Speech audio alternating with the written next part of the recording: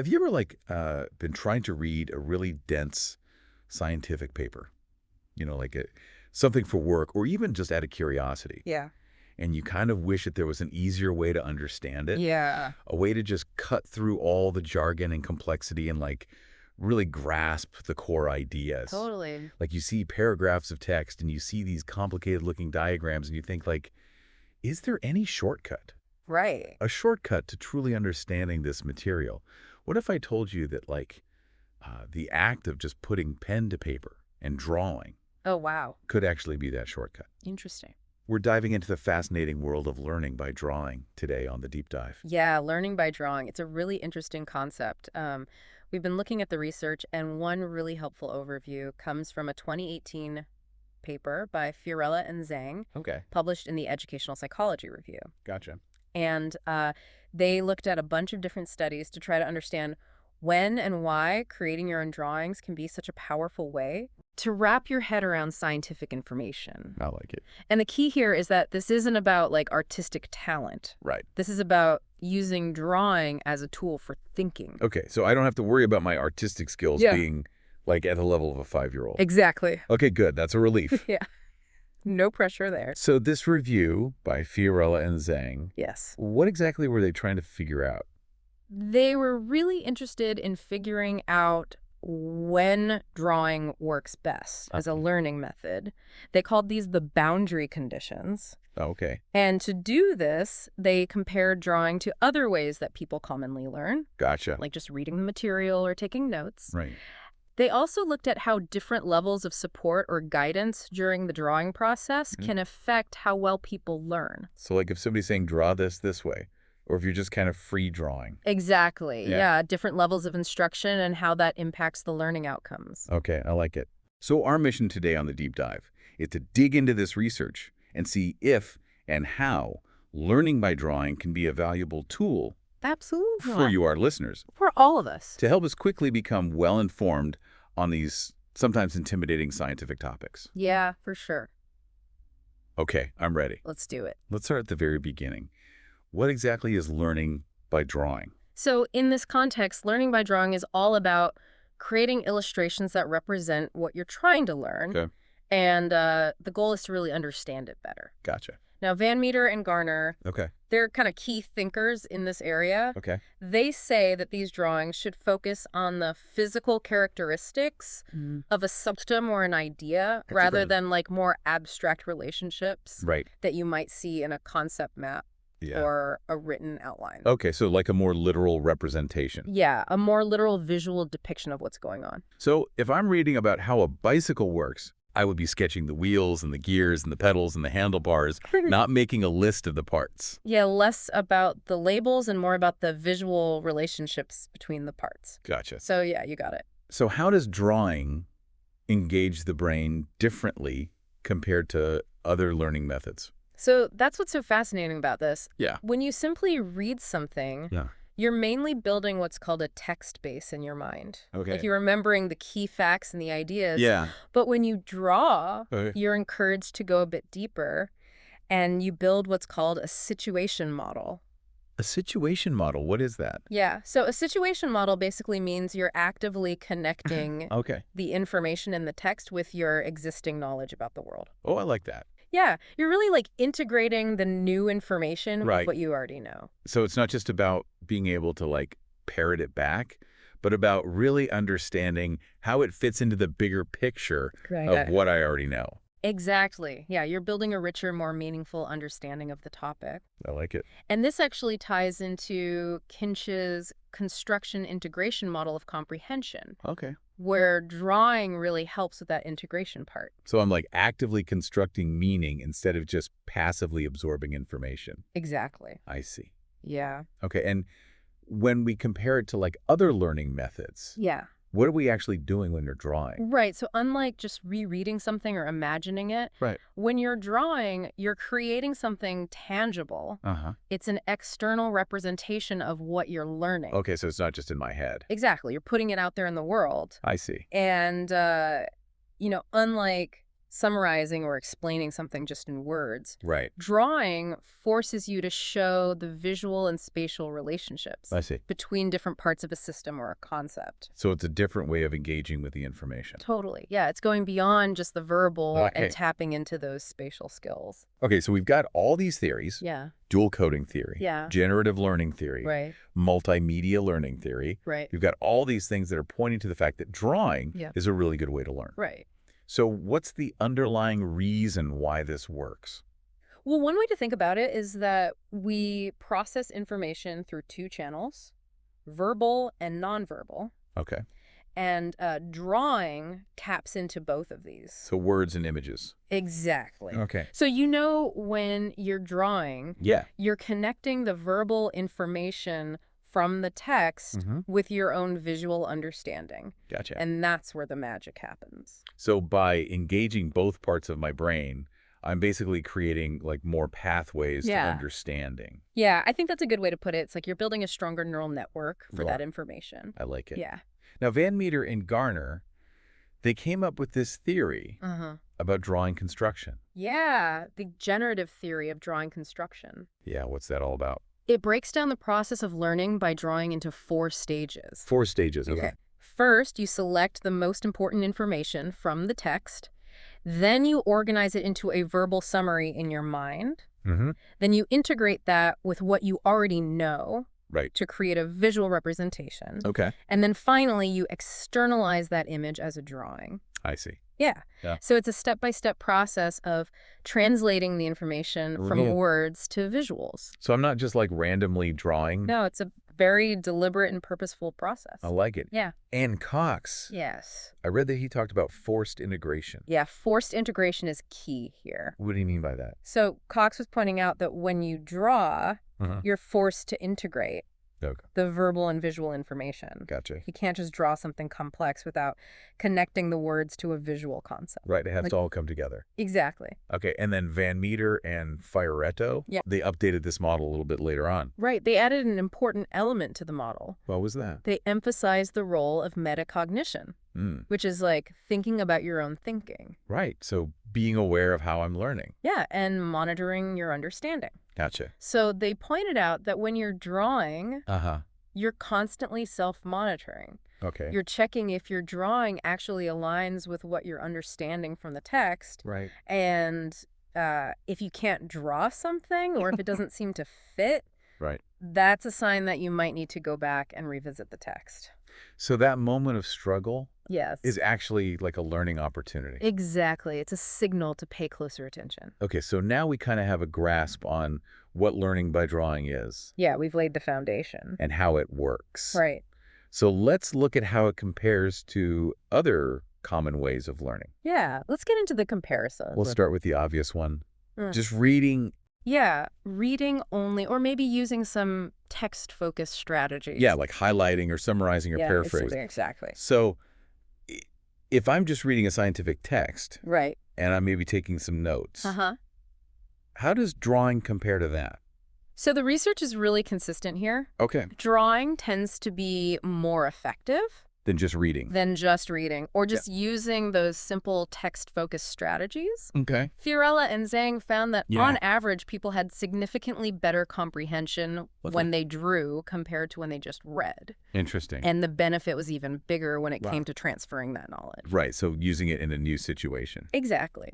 Yeah. Applying it to a new problem or context. That makes sense because you're really processing the information deeply when you're drawing it out. Yeah. You're not just memorizing facts. Uh-huh. You're building those connections and making it your own. Right, so drawing helps me create that richer situation model. Exactly. And there's been a ton of research to support this, Okay. going all the way back to Alessandrini's work in the early 80s. Wow. To more recent studies by Leopold and Lutner. Yeah. It's a very robust finding. Okay, so drawing is a clear winner. It seems so. Yeah, at least in this comparison. So what about if we compare drawing to other methods that are also about building a mental model? Okay, so that's a really interesting question. Yeah. Because, some people might say, well, I don't need to draw. I can just imagine it in my head. Right, or explain it to myself out loud. Yeah, exactly. Yeah. So how does drawing compare to those kinds of more internal processes? Okay, So the evidence here is a bit more mixed. Oh, okay. Fiorella and Zhang found that the benefits of drawing weren't as clear-cut when Mhm. compared to imagining or self-explaining. So it's not always better. Not always, yeah. Okay, I Depends. see. For example, one study by Leutner and colleagues back in 2009 Oh. actually found that imagining led to better comprehension Really? than drawing. Yeah. Yeah. That's surprising. Why would that be? So one possible explanation is that drawing could actually introduce a higher cognitive load. Oh, okay. The effort of actually creating the drawing might distract from fully understanding the concept. So it's like my brain is working so hard on like drawing the lines that it can't fully grasp the meaning. Exactly. It's like splitting your attention. Mm. But it's not always the case. Other studies, like one by Lin and co-authors in 2017, Okay. found no significant difference Okay. between drawing and imagining. So sometimes they're equal. Exactly. I see. And a 2018 study by Schmidgall and colleagues didn't find any advantage of drawing over imagining Okay. when it came to transfer. So applying the knowledge? Exactly. Interesting. And another study by Scheider and others in 2017 Yeah. found no overall difference Okay. between drawing and self-explaining, Gotcha. but they did find that the quality of the drawing Oh, interesting. was more strongly linked to learning outcomes. Than the quality of their explanations. Right. So if you can draw it well, Yeah. you're more likely to understand it well. So it's not just about like mindlessly doodling. No, it's about really trying to represent the information accurately. Okay, so it seems like all of these model-focused strategies, Yeah. imagining, self-explaining, drawing, Yeah. They're all in the same family? they're all tapping into similar cognitive processes. Right. They're all about building a mental model. But the way that you actually do it, Nah. whether you're externalizing it in a drawing, Right. visualizing it in your head, Uh-huh. or explaining it out loud, Yeah. can lead to slightly different results. Right. It might depend on the individual learner, Right. the specific task, Right. and the learning context. So there's no one right answer. Exactly. It's about finding what works best for you Gotcha. and being aware of the different demands and benefits of each strategy. What about if the material itself Mm. or the instructor already provides an illustration? Yeah, that's another common scenario. Right. So do we really need to draw it ourselves Right. if there's already a good image to look at? So you might think that just looking at a well-designed image Yeah. would be easier and Yeah. just as effective. Right. Why bother drawing it myself if it's See, already there for me? But it turns out that's not always the case. Oh, okay. The research on this is also kind of mixed. Okay. Fiorella and Zhang's review found a moderate benefit for drawing in Yeah. terms of initial comprehension Okay. and a much smaller benefit when it came to transfer. So it helps with understanding it at first, but not so much with remembering it later on. Yeah, it's the general trend. Interesting. And some early research, Mm. like Alessandrini's work back in 1981, Okay. actually suggested that provided pictures were more helpful. Oh, wow. But later on, researchers like Hall and colleagues, they argued that student-generated drawings Yeah. could be just as good or even better than provided images. I could see that. Because if I'm just passively looking at a picture, Right. I'm not really engaging with it as deeply Exactly. Yeah, you're not actively constructing the meaning. as I would if I was drawing it myself. Right. And I think Van Meter did some research on this too. He did, yeah. What did he find? So his research suggests that drawing with high guidance can be very effective compared to just looking at provided illustrations. So, like, if somebody's giving me specific instructions on how to draw it. Exactly. Yeah. That can make a big difference. But didn't he have some issues with controlling for study time? You're right. Some of those early studies didn't take into account Yeah. the fact that students who were drawing were often spending more time with the material. Right. So when later studies controlled for study time, Okay. like the ones by Schmeck and colleagues and Schwamborn and others, Mm. the results were a bit more mixed. So it's not always a clear win for drawing. No, it depends on a lot of factors. And then Schmickel's work didn't find any significant difference at all. Right. So it's still an open question. Yeah. But one possible explanation is that provided visuals might encourage more passive processing. Right. Whereas drawing forces you to be more active, Uh-huh. but that active processing can also be more demanding. Right. So it's like a trade-off. Yeah. Efficiency versus depth of processing. Gotcha. Exactly. So it's not as simple as saying drawing is always better No, it's more nuanced than that. than just looking at a picture. Right. Okay. So we've talked about comparing drawing to just reading Mm-hmm. and comparing it to other model-focused strategies like imagining Right. and comparing it to looking at provided illustrations. Yeah. So now let's talk about guidance, Yes. Guidance is a key factor. because drawing can be really mentally demanding. Yeah, it can be. So how can we make it more effective? So Fiorella and Zhang, in their review, Yeah, they identify 4 levels of drawing guidance. 4 levels. Okay, let's break those down. Okay, so the first level is minimal guidance. Okay. This is basically just giving students very basic instructions Okay, to create a drawing. gotcha. Maybe just a general prompt or a brief example. So it's just like, hey, draw a picture about this. Pretty much, yeah, just enough to get them started. Okay. And Alessandrini Hall-Ale and Leopold and Lutner, Okay, those are some studies that use this kind of minimal guidance. gotcha. So the goal here is really just to induce strategy selection. So to get them to choose drawing as a strategy. Exactly. Okay, then what's the second level? The second level is drawing training. Okay. So this is where you actually provide explicit instruction and practice Okay. in how to create effective drawings. Oh, I see. But this happens before they're asked to draw while learning new material. So you're giving them the skills Exactly. before they have to apply them. Yeah, so a good example of this is a 2017 study by Scheider and colleagues, where they gave students specific training on how to translate text passages Okay. into informative drawings. I like it. And the idea here is to reduce extraneous load. Extraneous load, what does that mean? Yeah, so extraneous load is basically the mental effort that's not directly related to learning. Oh, So if Yeah. you don't know how to draw effectively, right. you're going to be spending a lot of mental energy Yeah. just figuring out the mechanics of drawing Right. rather than focusing on the content. So the training helps to free up my cognitive resources Exactly. to focus on the actual learning. Yeah, so it's like giving them the tools they need to Right. draw efficiently and effectively. Okay, and what's the third level?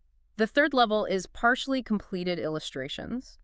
Oh, So this is where you provide some parts of the illustration already drawn. okay. Maybe like a template or some Okay. key elements Right. or a background structure. So they don't have to start from scratch. Exactly. Yeah, you're giving them a head start. And studies by Schwamborn and colleagues and Schmeck et al., Yeah. they used this method. Okay. They gave students outlines Huh? or images of core components, Right. and then the students had to elaborate on those. Interesting. And this can really help to structure the drawing process. Okay. It can improve the quality of the final drawing, Right. and it can also reduce cognitive load. So it's kind of like scaffolding Yeah, exactly. It's providing support. to help them create a more effective drawing. Right. Okay. And what about the final level? So the fourth and final level is comparison to provided illustrations. Okay. So here, students first create their own drawings, Yeah. and then they compare them to a correct illustration. Oh, okay. So they get to see how they did. Exactly. And often there are prompts to guide this comparison. Okay. And students might even get a chance to revise their drawings. Oh, I like that. Yeah, based on what they learn from the comparison. So they're getting feedback and they're able to improve their understanding. Yeah, it's a really powerful way to promote self-reflection. Right. And to refine their mental models. And this is the level of guidance that Van Meter often used in his research. He did, yeah. He was a big proponent of this approach. Okay, so we've got these 4 levels of guidance. Yes. Minimal guidance, drawing training, partially completed illustrations, and comparison to provided illustrations. Right. Those are the 4 key levels. How does the level of guidance that I need relate to what I'm actually trying to achieve with my drawing?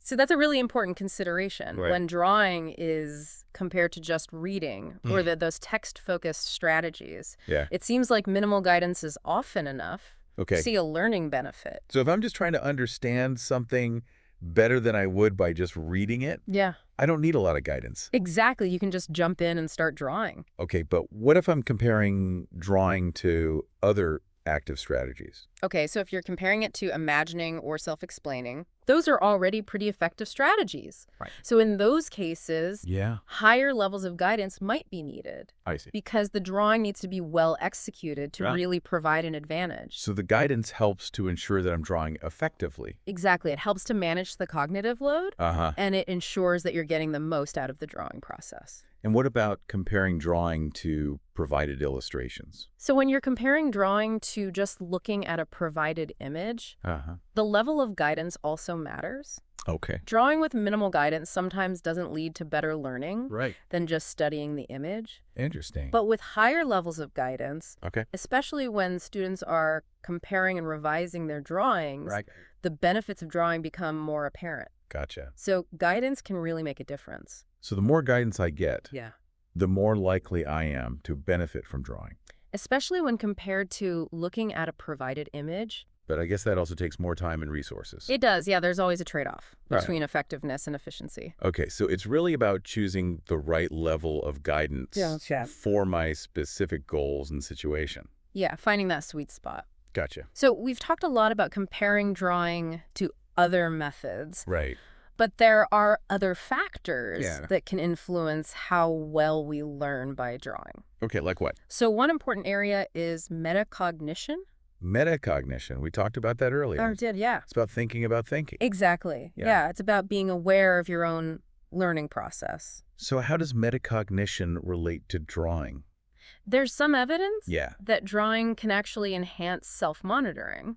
Oh. For example, when you're trying to draw something, Yeah. you might realize, oh, I don't actually understand this part, Right. but whether drawing helps with self-regulation. So actually changing my learning strategies based on that awareness. Right. That's less clear. Yeah, that needs more research. Okay. And then there's spatial ability. Yes, spatial ability is another interesting factor. So that's like my ability to visualize and manipulate objects in space. Exactly. Yeah, some people are naturally better at this than others. Right. And interestingly, a study by Bobek and Tversky Okay. found that drawing was especially beneficial Okay. for students with lower spatial ability. Really? Yeah. So if I'm not naturally a good visualizer, Uh-huh. drawing can actually help me to improve. It seems so, yeah. Wow, that's encouraging. It is, yeah. It suggests that drawing can be a way to compensate for weaker spatial skills. Interesting. And this is supported by some work by Fiorella and Mayer. Ugh. They found that spontaneous spatial note-taking, Like drawing. yeah, including drawing, Okay. was a strong predictor of comprehension. So the more I draw, the better I It understand. seems to be a positive relationship, yeah. I like it. Yeah. And then what about using drawing with other materials? So like with animations or videos, the Yeah. findings on that are a bit mixed. Okay. It seems like drawing might be less effective Yeah. when the content is already dynamic. Right. So if you're watching an animation, Yeah. drawing a static representation might not be as helpful. Gotcha. And of course, if there's already a clear visual provided, Right. drawing might be redundant. So it's about choosing the right tool for the job. Exactly. Okay. And then the last thing I wanted to touch on is retrieval practice. Yes. Using drawing to help you remember information later on. Exactly. So Bobek and Tversky, they found that this can be effective, Okay. but we need more research Yeah. on the long-term effects. Right. So does drawing something help me to remember it a week later, a month later, a year later? Yeah, that's the big question. Okay. So we've covered a lot of ground today. We have, yeah. We've talked about what learning by drawing is, how it works, Uh-huh. and how it compares to other learning methods. Right. So for our listeners who want to quickly become well-informed Yeah. on those tricky scientific topics. Those dense scientific papers. Yeah. What are some practical recommendations?